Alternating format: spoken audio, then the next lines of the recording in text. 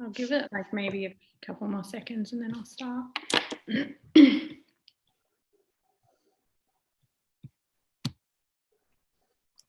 Well, it's 12:36, so I'm just going to start speaking.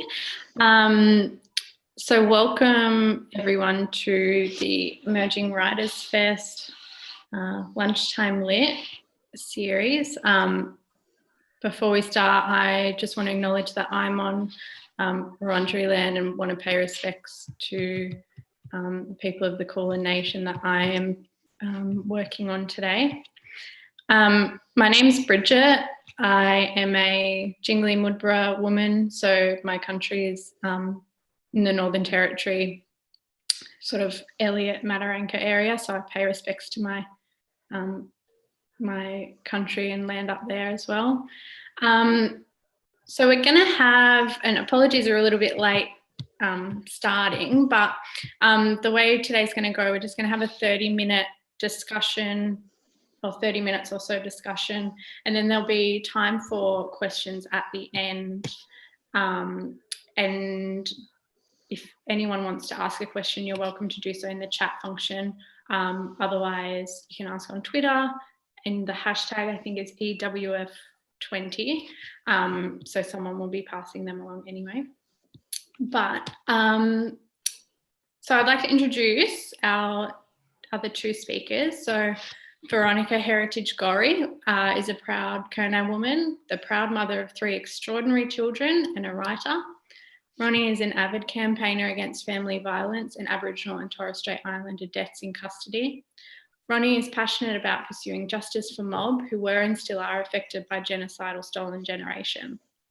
Ronnie's debut memoir, Black and Blue, will be forthcoming, published by Scribe Publications. She is passionate and skilled in non-fiction memoir and is excited to extend this to film writing.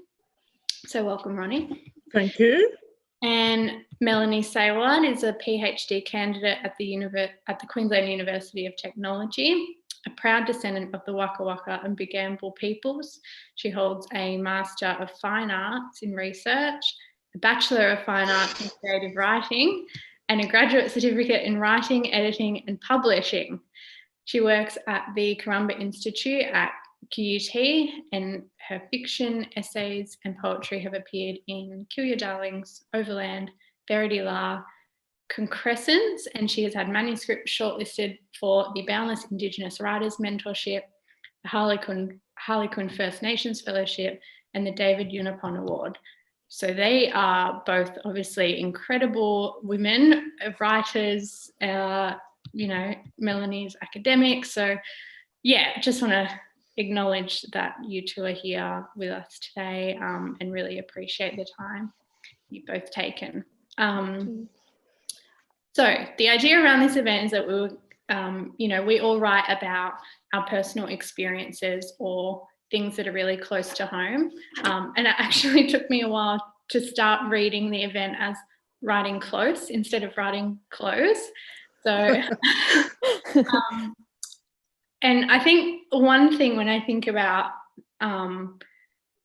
you know, writing from personal experiences is that we've all touched on writing about parenting and children in a way, which makes sense, obviously, because it's quite, you know, one of the most universal experiences. But I think the question I wanted to ask you both was, when you're writing your stories and, you know, Melanie, acknowledging that what you wrote about in your Kill Your Darlings article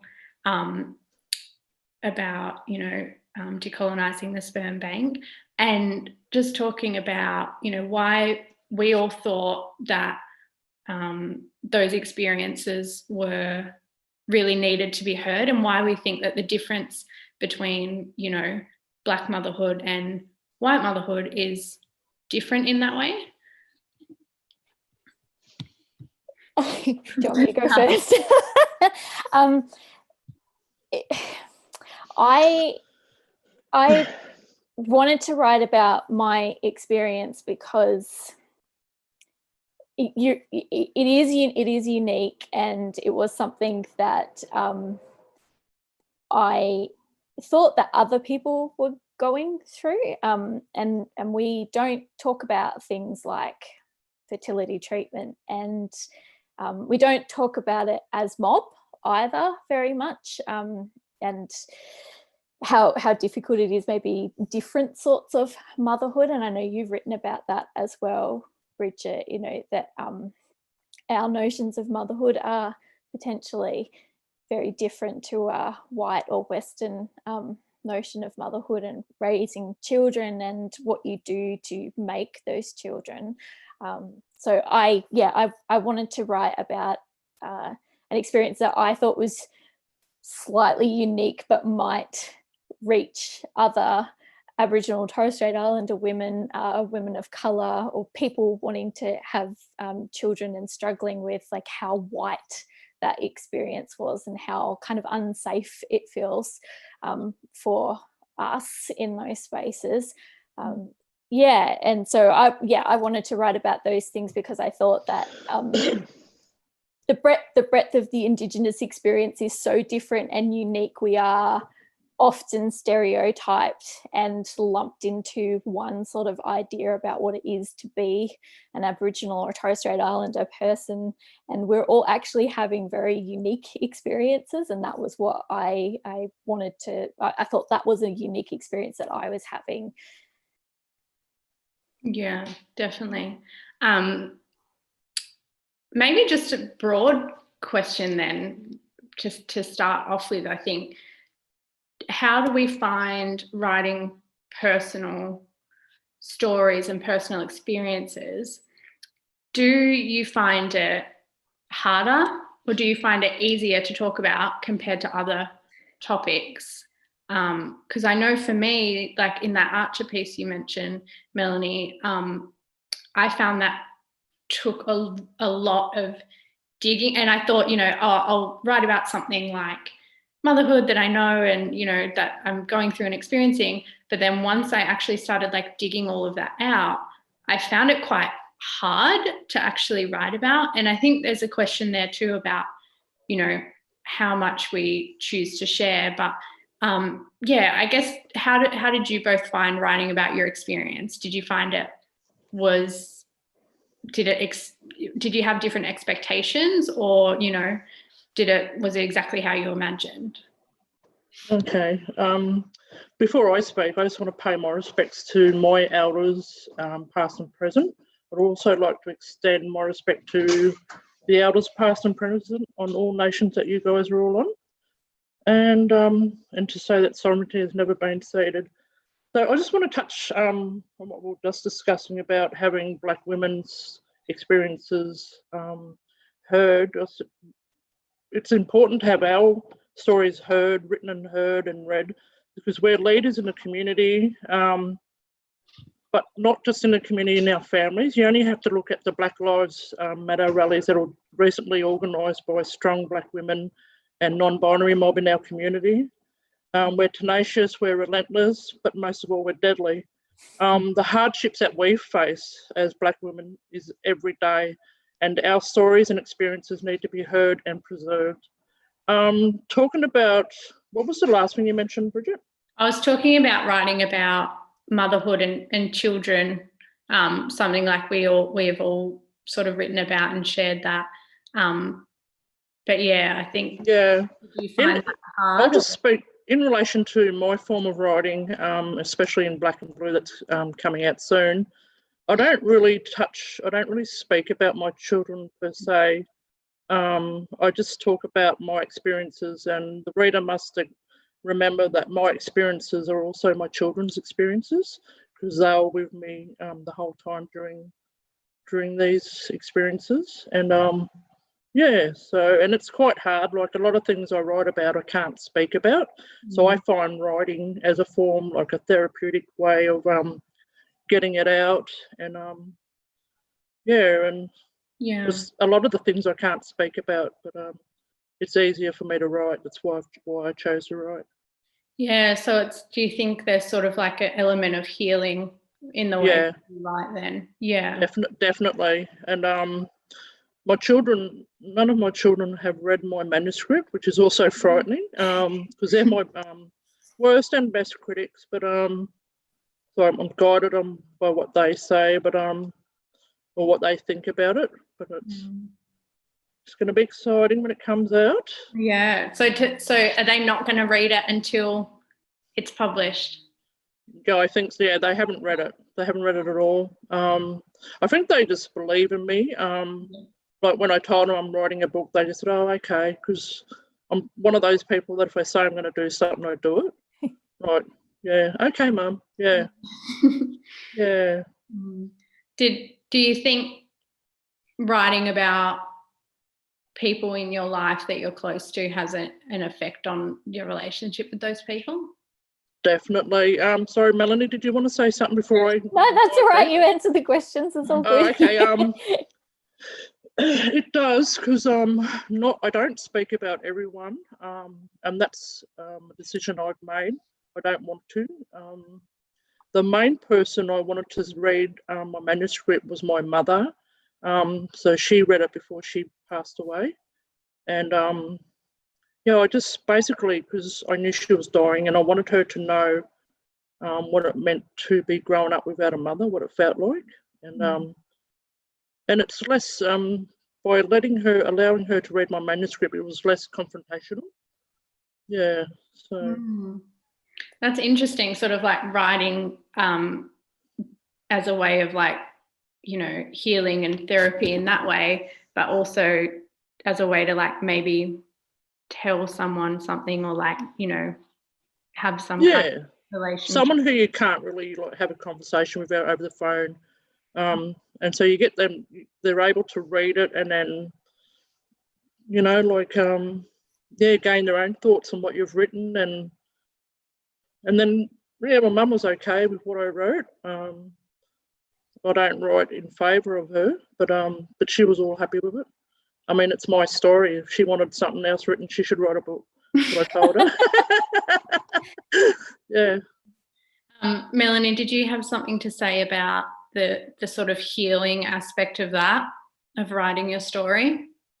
I think what was really maybe not so healing, but was comforting about the pieces that I've written is that I haven't had to have a conversation with people face to face about the things that I was going through. And I think it also expressed maybe to people that did know what I was thinking about doing or going through treatment, it expressed to them sort of the breadth of that experience as well, without me having to sort of sit down and go, oh, look, this part's really difficult.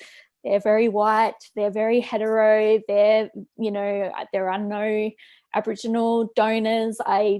This is why I want to have a donor who is Aboriginal, and so on. I didn't have to say all of those things out loud to people. They sort of had it there in front of them, and I didn't have to have some, sort of slightly difficult conversations, I suppose. Yeah. And is there a difference in, the timing of writing your story like that? Like, Ronnie, was there a like light bulb moment where you went, okay, now's the time I'm going to write my memoir? Or so in my former life, shame embarrassed me. I was a police officer.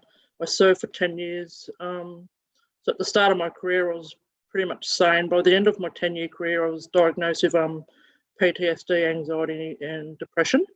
The day before my medical discharge was when the day I started writing. The main reason why I wanted to write is because with trauma and especially with trauma and PTSD, your brain does weird and magical things. With mine, I've got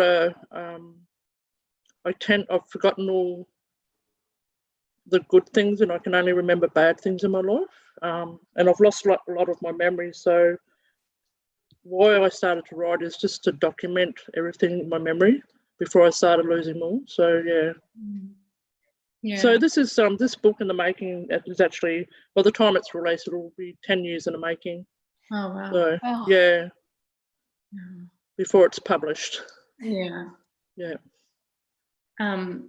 Because I know, like, and maybe Melanie, you could maybe speak about this a little bit as well, but there's something to say about when we are writing and when there's things going on externally in your life that aren't, you know, related to the writing, or like how that affects that. And, you know, when I was writing that Archer piece, and I mentioned it in the article, that, you know, I'm writing this incredible piece about, like, I'm writing about my motherhood experience and how much I love my daughter and all this great stuff. And then I was suffering a miscarriage at the same time. So it was this sort of like, well, is that worth putting in there? Is that worth mentioning? Like, do I keep that to myself?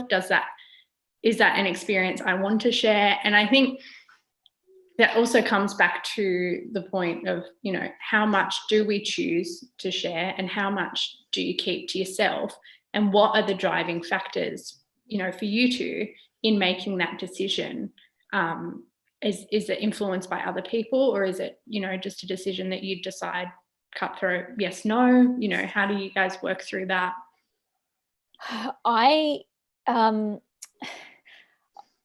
For me, writing the piece that I wrote for Kill Your Darlings, I wanted to share it with other Black women.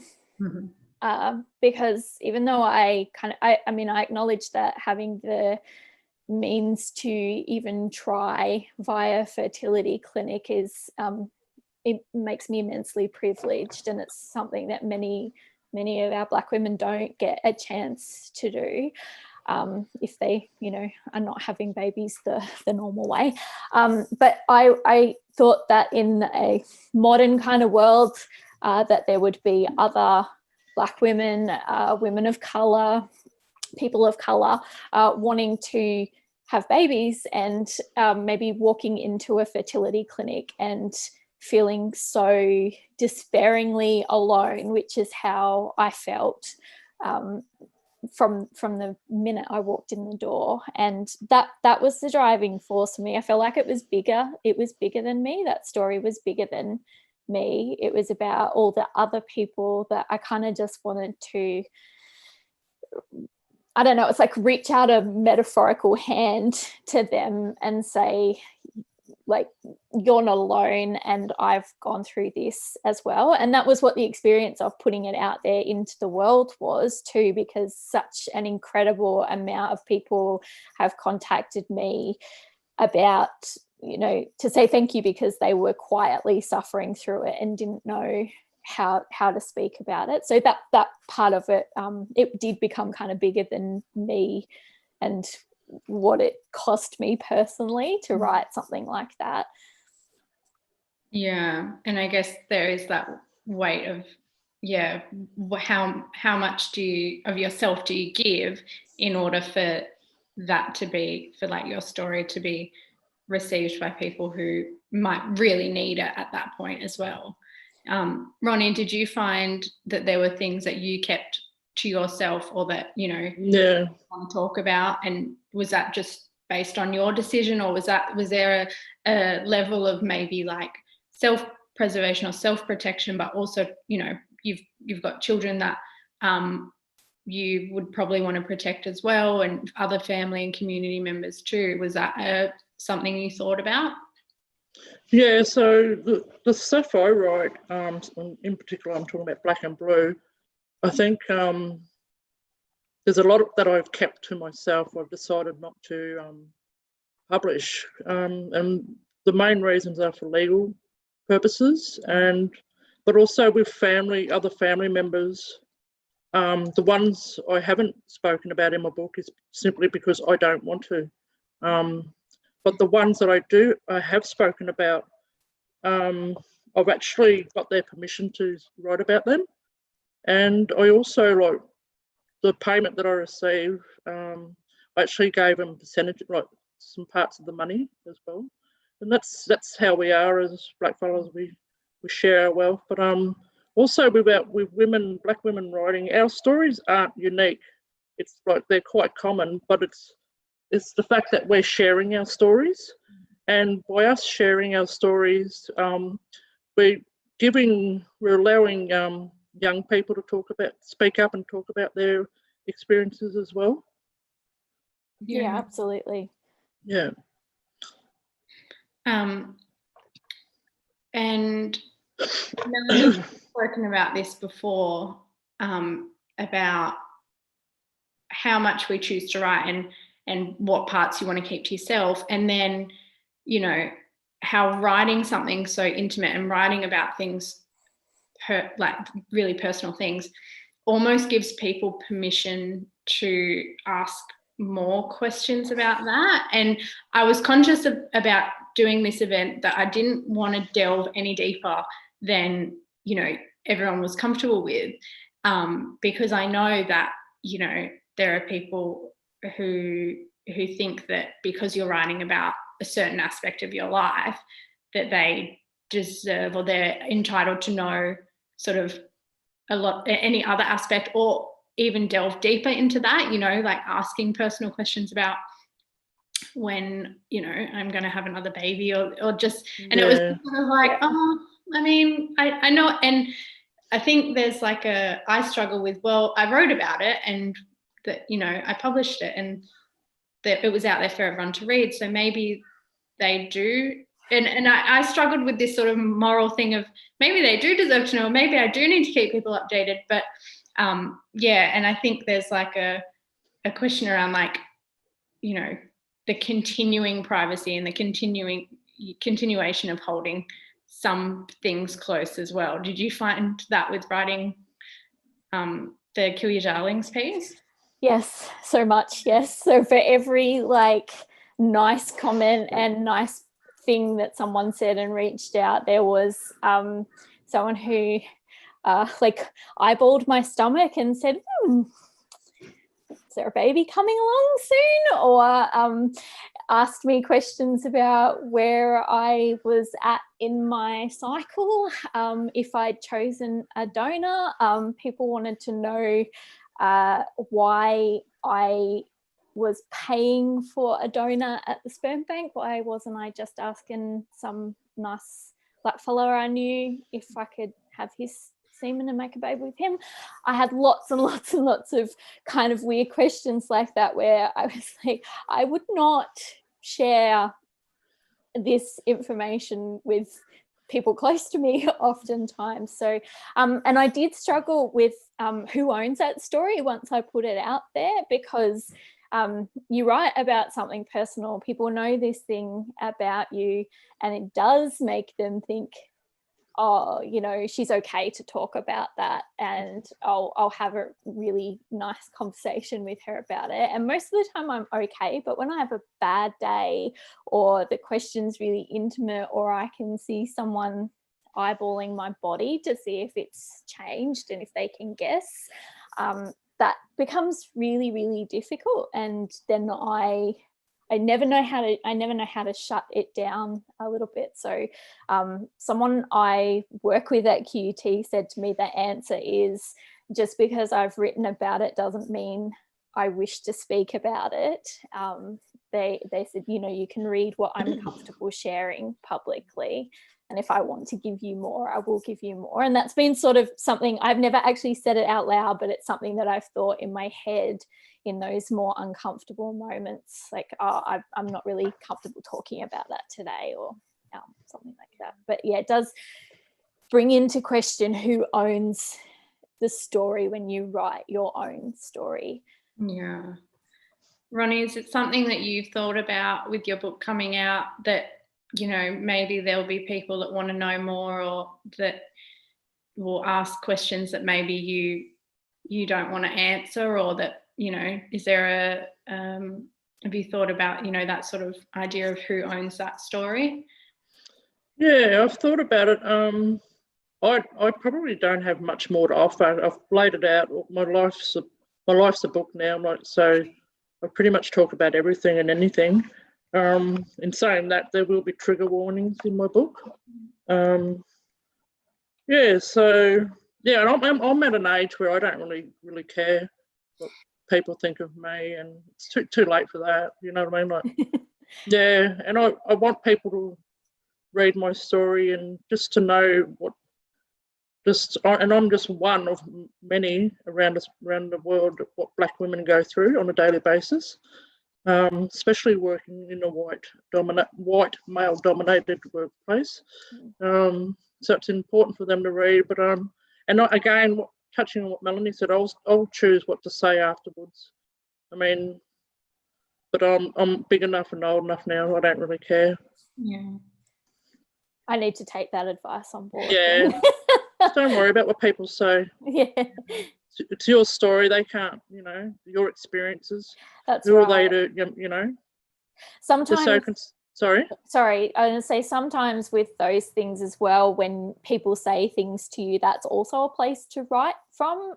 So I had a piece in Overland at the start of this year, and it came from people constantly asking me about having a partner, and I wrote about my queer identity there, and it was sort of a response to, I don't know how many times I have to tell someone this is who I am and this is what it is. So I channel some of those uncomfortable questions into the writing as well. And again, it's like I said at the start, it's almost like then you don't have to have the conversation with someone. You can say, I've written about this, you can go read that. Yeah, it's pretty shit that people from the LGBTQI plus community have to come out.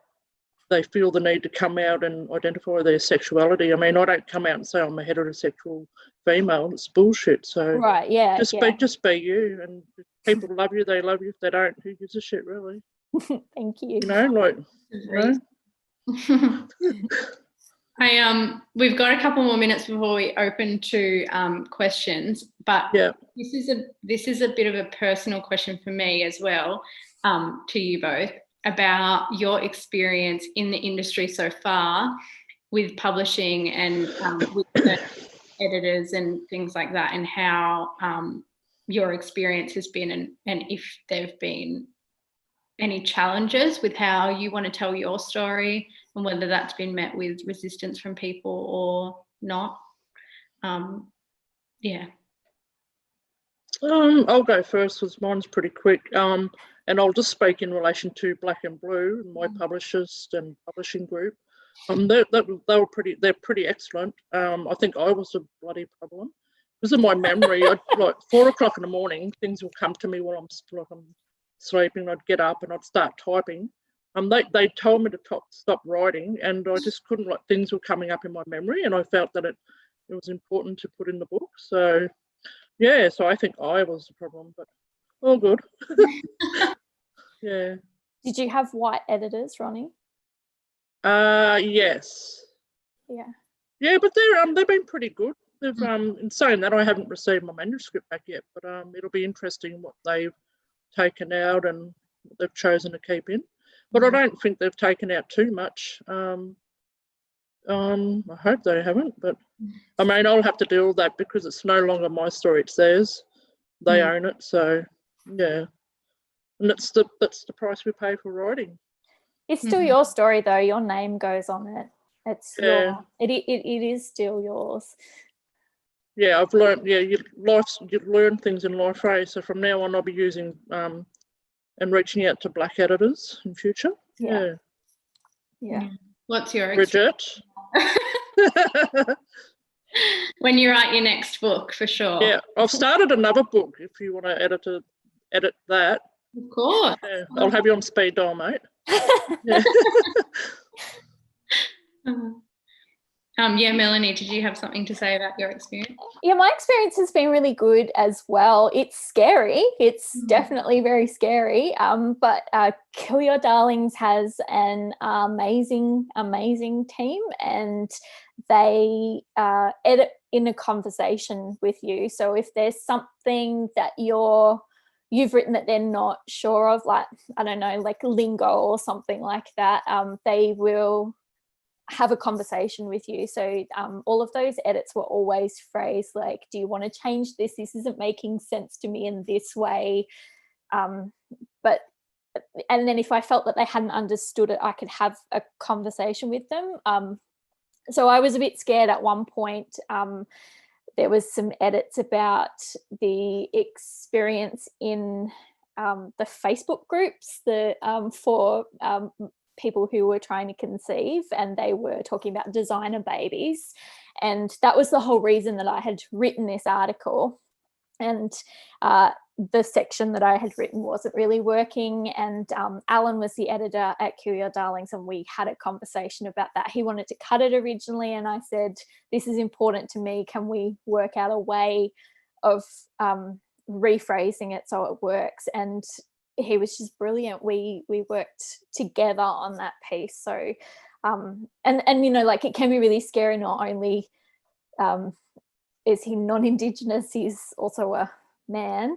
So you know, there's worries about that sort of editing, but I think Kill Your Darlings has a brilliant team. Overland's always been really good. You know, I think I've been really lucky. That said, I would love it to be that we were sending pieces out and Black editors were editing Black work, and that's a change that needs to come for the publishing industry in general. Yeah.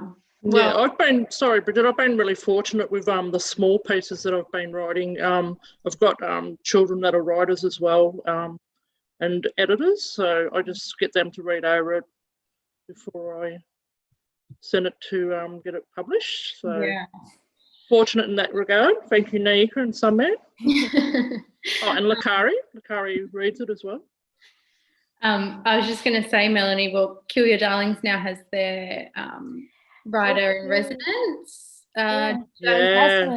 Jasmine was my student once upon a time, which is amazing.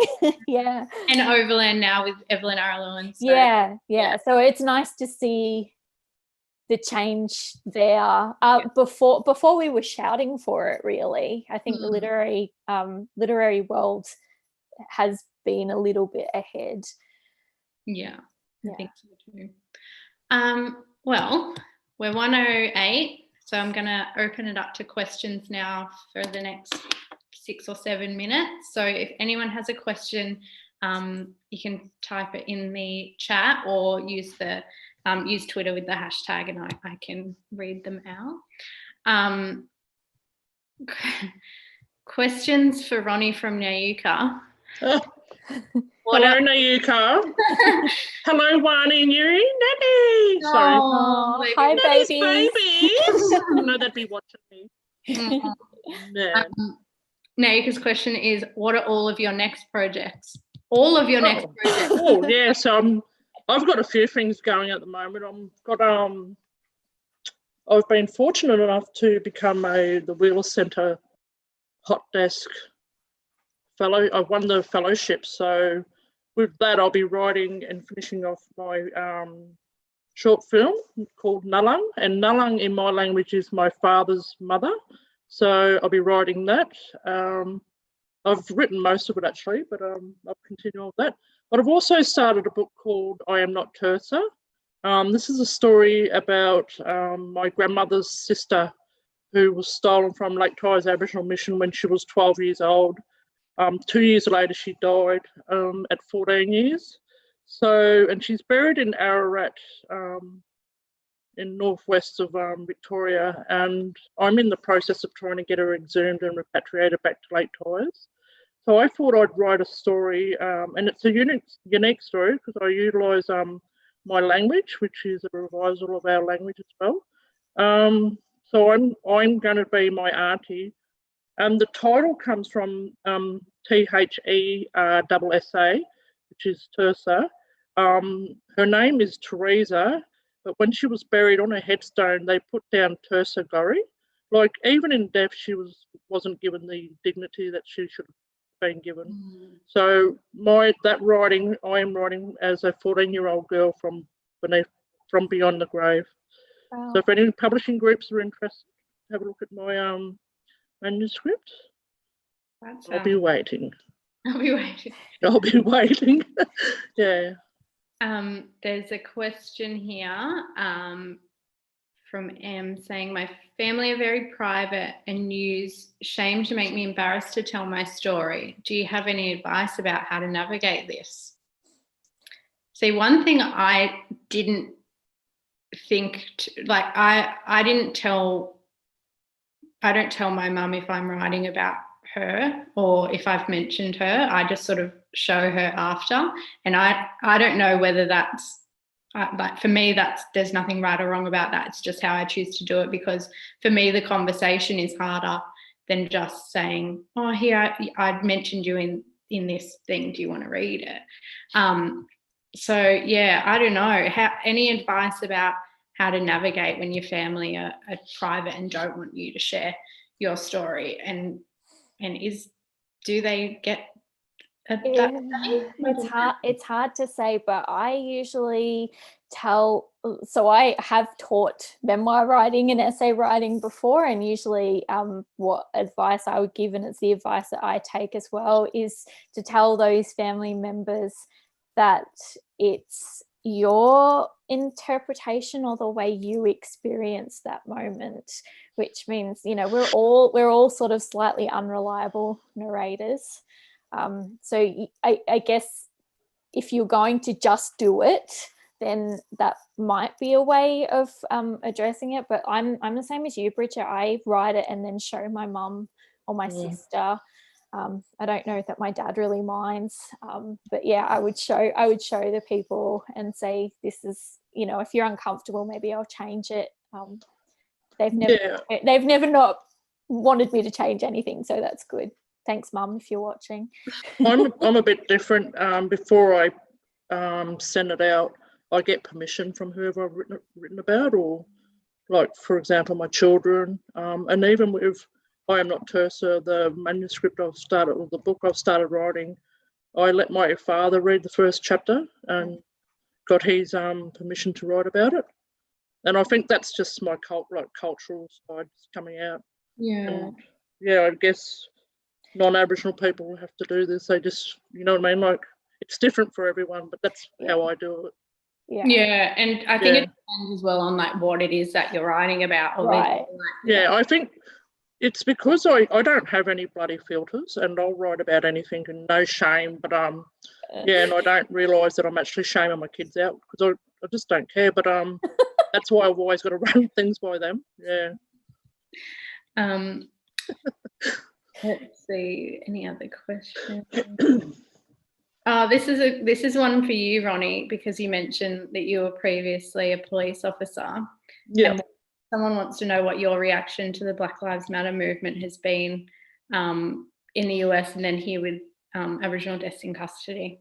Yeah, firstly, it's a shame that it's taken a death in the US for white Australia to see that it's happening right under their noses in Australia, in so-called Australia. Right. I mean, blackfellas are racially profiled by police every day. So it's happening all the time here. Like, what have we had? We've had 437 deaths in custody since the 1991 recommendations of the Royal Deaths in Custody Commission. And what are they doing about it? If I had my way, and it's just my personal opinion, I'd bloody abolish police and abolish prisons. And I just have this attitude that this is our land. We haven't come to your land, you've come to ours, and our law should be used, customary law. It's something that my ancestors were using long before invasion, and they got along all right, and there was no anarchy. So, yeah. I think it's interesting to hear from someone who was.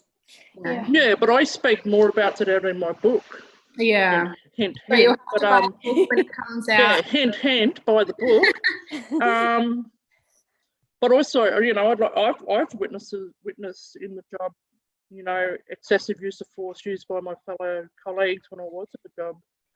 And to say nothing and to do nothing is to be complicit. But I'll just say that I did report these matters to my senior officers back at the station, and these complaints went nowhere. So, yeah, it's pretty hard being a black person in a racist institution based on, you know, like misogyny, bullying and harassment and yeah, so it was pretty hard, but yeah. That's another story. That's for another time. Yeah. I could go all day about that. Yeah. We'll have a few more questions because we did start late, so we can. Yeah. Melanie said we can go a little bit over. It's fine. Someone's wondering if we could speak a little bit more about how you weigh the price of disclosing traumatic personal experience against exposing people who may be culpable for your pain but may not deserve that exposure. If you want to tell an important story, how do you feel about being held accountable to the people that feature in that story, whether they've enacted trauma on you or not? So I think maybe this is quite a specific question about specific things that have happened that involve other people and who might be culpable to that pain or experience but might not want that exposure. So just with my story, and again, Black and Blue, I think it's a unique book in itself, and I believe it's the first time that something like this has been published by Scribe Publications. But through the entire book, I don't mention any locations and I don't mention names. So that's the way I've gone about it. Yeah, that's a good point. Melanie, do you think that is that applicable to you? I haven't done so much of it, but I guess when I mention other people and things other people have said, I try and do sort of slightly non-specific details. So I think I spoke about someone I used to work with said this shitty thing to me one time, and maybe they'll recognize themselves in it, but I don't know. Nobody's come forward, so I sort of try and change things. I'm like, you know, I've had many jobs. It could be any number of people that I've worked with that have said something to me. So, maybe not so much for me. Yeah, that's okay.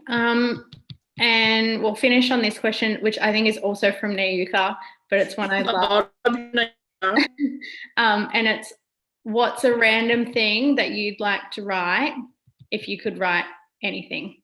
And I think that's for everybody. So what's one thing that you'd love to write if there was a random thing? Oh, I'd probably like to do a blog about the best fish and chips in Australia or something like that. You should definitely do that. Something random, something or a blog about my dog Ollie, or just something random and something lighthearted and not so serious and quirky. Yeah, I think I'm the same. Like I've always wanted to write a children's book.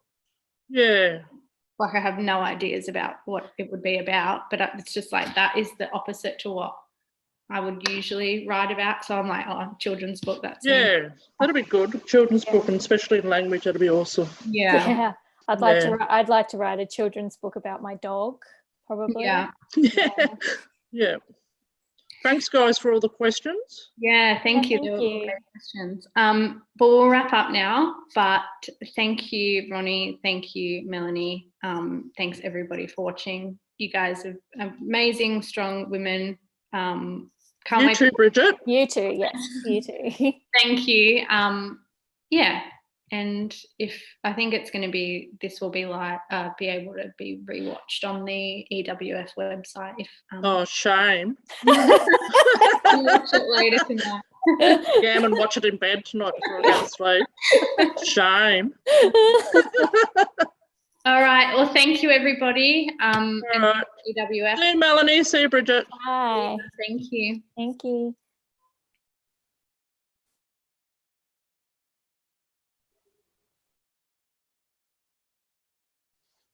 Do we go now?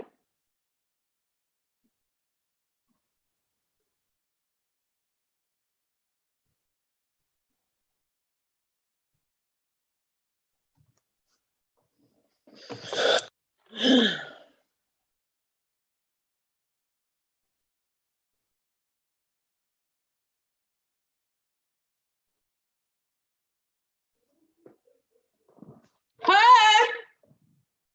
Yoo-hoo!